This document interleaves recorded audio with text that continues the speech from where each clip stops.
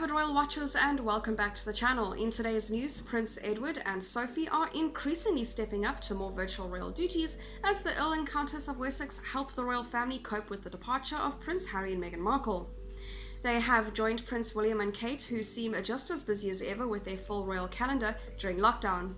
However, back in 2001, Prince Edward sparked a row that left William furious, just as the young prince had headed off to start student life at the University of St Andrews.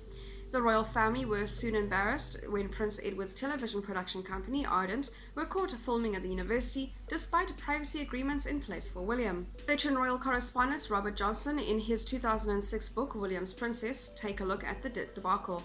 Mr. Jobson writes, "The program was understood to be keeping Ardent afloat.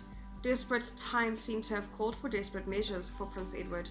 He adds, William was furious. He felt his uncle's company actions had threatened to undermine the carefully nurtured relationship between St. James's Palace and the media, and in turn that it would threaten the entire cordial between him and the press.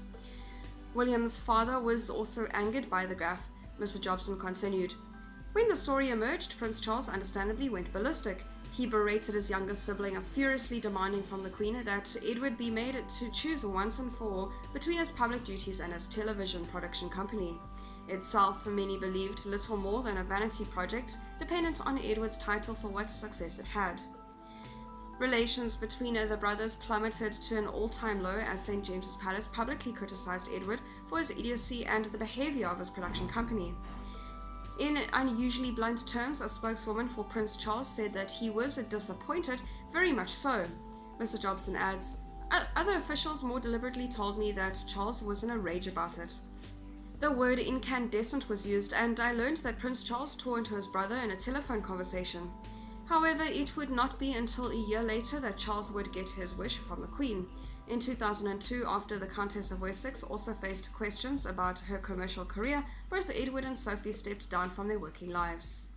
Added to this, the incident didn't just sour relations with William and his father. Mr. Jobson continues, Even before the incident, Edward's television program had little support from the royal family. Only the Duke of Edinburgh, who dotes on his youngest child, had agreed to be interviewed on camera as personal favour, but not even he could condone it now. That's all for today's news. Thank you very much for watching. I'll see you next video.